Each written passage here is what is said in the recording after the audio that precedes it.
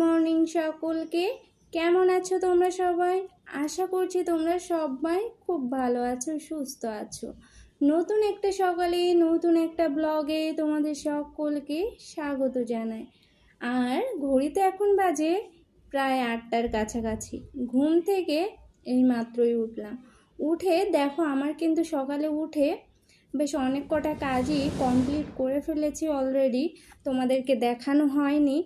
আর আজ হচ্ছে শনিবারের সকাল থেকেই ভিডিওটা স্টার্ট করলাম। আর সকালে ক্যামেরাটা অন করতে পারিনি, তার একটাই কারণ, সেটা হচ্ছে তোমাদের দাদা ভাইয়ের জামা কাপড় আয়রন করার ছিল, এই জন্য একটু ব্যস্ত ছিলাম সকালবেলা, এই জন্য আর ক্যামেরাটা অন করতে পারিনি গো সকাল সকাল। তো এই যে তোমাদের দাদা ভাইয়ের শার্টটা আয়রন করে দিচ্ছি, আর প্যান্টটা আয়রন করতে করতে আমি ওই ঘরের বিছানা গুছিয়েছি, তারপরে এই ঘরের বিছানাটা গুছিয়ে তারপর আয়রনটা করছিলাম। আর ঘরদোরগুলো ঝাড়ু দিয়ে নিলাম, দেখতেই পেয়েছো। আর তোমাদের দাদা ভাইয়ের খাবারটাও রেডি করতে হবে, ভাবা আগে আয়রনটা শেষ করি, না হলে এই খাটের উপরে থুয়ে আয়রন করাটা ভীষণই রিস্ক হয়ে যায়, জানো তো। আর আমাদের যে আয়রন টেবিলটা তো কাঠের, টেবিলটা সেট করা হয়নি, এই জন্য এ বাড়িতে এসে তো আর সেট করা হয়নি। আর নাটগুলো যে কোন প্যাকিংয়ের মতো রয়েছে সেটাও অতটা খেয়াল নেই, এই জন্য এভাবেই বিছানার পরে থুয়েই কষ্ট করে আয়রন করতে হচ্ছে আমাকে, এটাই। আর এই যে তোমাদের দাদা ভাইয়ের জন্য কাজু কিশমিশ, তারপর কাঠবাদাম, তারপরে ছোলা, এগুলো রাতে আমি ভিজিয়ে রেখেছিলাম। কারণ তোমাদের দাদা ভাইকে দেখেছোই তোমরা, যারা ওকে ব্লগের থেকে দেখতে পাও, ওর শরীরটা দিন দিন খুব খারাপ হয়ে যাচ্ছে।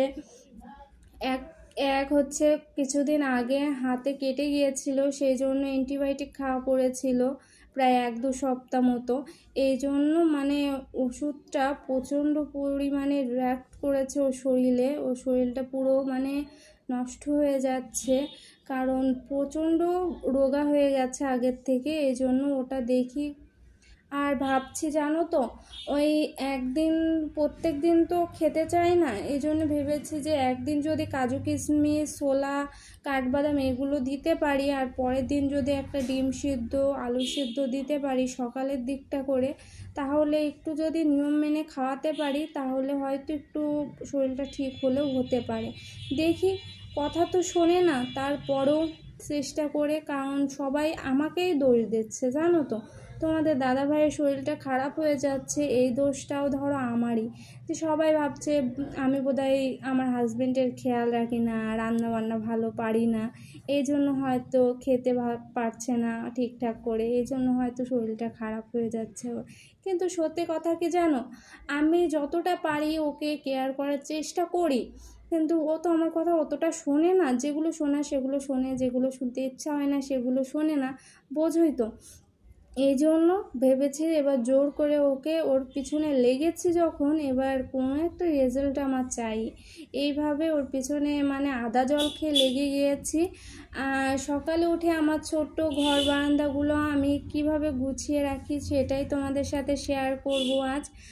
আর কি জানো তো, ঘর বাড়ি ছোট হোক বা বড় হোক, আমি কিন্তু এই ছোট ছোট ঘরগুলোই আমার মনের মতো করে পরিষ্কার পরিচ্ছন্ন করে রেখে তারপরেই কিন্তু রান্নাবান্নাতে প্রত্যেকটা দিন হাত দিই। আর আমি একটা জায়গায় যখন দেখি এই জায়গাটা প্রচণ্ড পরিমাণ ধুলো হয়ে গেছে, সেখানে না পরিষ্কার করা পর্যন্ত আমার জন্য ভালো লাগে না, আমার জন্য কেমন অস্থির লাগে। এই একটা বদ অভ্যেস আছে দেখবে আমাদের বাড়ির বউদের, যারা আমরা রেগুলার এই পরিষ্কার পরিচ্ছন্ন করতে ভালোবাসি, সংসারটা গুছিয়ে রাখতে ভালোবাসি, তাদেরকে দেখবে আমরা যেন কিছু জিনিস হয়তো আজ করব না ভেবেও পরে আবার সেটাতেই হাত দিয়ে ফেলি ভুল করে, তখন আর কি করেই ফেলি। কারণ আমাদের একটা অভ্যেস হয়ে গেছে তো, সংসারের কাজ কিন্তু একঘেয়েমি হয়ে গেলেও আমাদের একটু হয়তো মাঝে মাঝে একটু একঘেয়েমি লাগতে পারে, কারণ আমরাও তো মানুষ, একঘেয়েমি লাগাটা কোনো খারাপ কিছু নয়, কিন্তু পরেক্ষণই দেখবে আমরাই সেই কিন্তু কাজগুলো ঠিকই করে নিই, ভালোবেসেই করি, এজন্য ঘরদোরও এত সুন্দর পরিষ্কার পরিচ্ছন্ন থাকে। আর এই যে তোমাদের সাথে গল্প করতে করতে আমার কিন্তু স্নান সারা কমপ্লিট, ঘর মুছে নিয়েছি, ব্রাশ করে নিয়েছি, সবটাই কমপ্লিট। আর চলে আসলাম ফুল তুলতে। গাছে না জবা ফুল তো ফুটছে না, কারণ জবা ফুল মাঝে করে পুরো পোকা লেগে গিয়েছিল, উপরে একদমই রোদ লাগে না আর বৃষ্টির জলটাও অতটা ঢোকে না, এই জন্য। আর এই যে পুজোটাও দেওয়া হয়ে গেছে আমার। আর তোমাদেরকে আজ ঠাকুরটা দেখিয়ে দিলাম, পুজো দেওয়াটা দেখানো হয়নি কারণ ফোনে চার্জ ছিল না একদমই। আর শিবলিঙ্গটা দেখলে না তোমরা, শিবলিঙ্গটা কিন্তু আমি আর তোমাদের দাদা ভাই বানিয়েছি, চলো পরে দেখা হচ্ছে। আর এই যে চলে আসলাম দুপুরে রান্না করতে। আর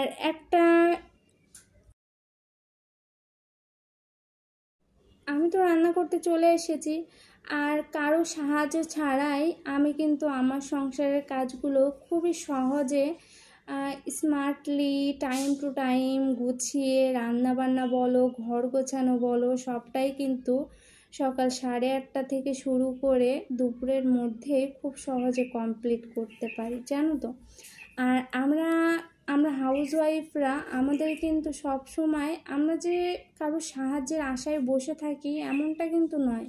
হ্যাঁ, আমাদের যখন একটু শরীরটা খারাপ হয় তখন হয়তো একটু আমরা থেমে যাই, কিন্তু তাই বলে যে আমরা একেবারে কাজটা আর করতে চাই না তা কিন্তু না। আমরা যখনই সুস্থ হতে পারি তখনই কিন্তু সেই কাজগুলোয় আগে হাত দিই, সেই কাজগুলোই আগে কমপ্লিট করি ভালোবেসে। এটাই হচ্ছে বাড়ির বউদের একটা অভ্যেস বলতে পারো। আর এই যে চলে এসেছি তো রান্না করতে, আর তোমাদের দাদাভাই কিন্তু বাড়িতে এখন। ও হচ্ছে ঘুমোচ্ছে, ঘুমিয়ে পড়েছে ফোন দেখতে দেখতে। ওই যে ওর একটা বদ অভ্যেস আছে, ফোন দেখতে দেখতে ঘুমিয়ে পড়ে, রাতে বলো আর দুপুরে বলো, ফোন দেখতে দেখতে অনেক সময়ই ও ঘুমিয়ে পড়ে। এই জন্য ভাবলাম যে ঘুমাক, আমি এইভাবে রান্নাটা করে নিই। আর ঘুরতে এখন প্রায় 1টার কাছাকাছি বাজে, আর আমার রান্নাটা প্রায় কমপ্লিট। ডিমটা দিয়ে দেবো, দিয়ে কিছুক্ষণ রাখবো, আর একটু জাল হলে নামিয়ে নেব। আর তোমাদের দাদাভাই ঘুম থেকে ওঠে কখন দেখি, উঠলে খাইয়ে দেব বললাম ঠিকই, কিন্তু বাস্তবেই কিন্তু তোমাদের দাদাভাইকে আমাকে দুপুরবেলাতে খাইয়ে দিতেই হয়েছিল, কারণ ওই যে দুপুরবেলা ঘুমালে তার আর খেতে ইচ্ছা করে না, খিদে থাকে না, এই জন্য। আর আমি চলে এসেছি দেখো, সন্ধ্যার সময় স্নান করে আসলাম এইমাত্র, কারণ আমার দুবেলা স্নান না করলে আমার না ভালো লাগে না শরীরের ভিতরে, এই জন্য স্নানটা সেরে নিলাম। স্নান সেরে চলে এসেছি, এই যে রেডি হতে, সন্ধে দিতে হবে, সন্ধে হয়ে গেছে।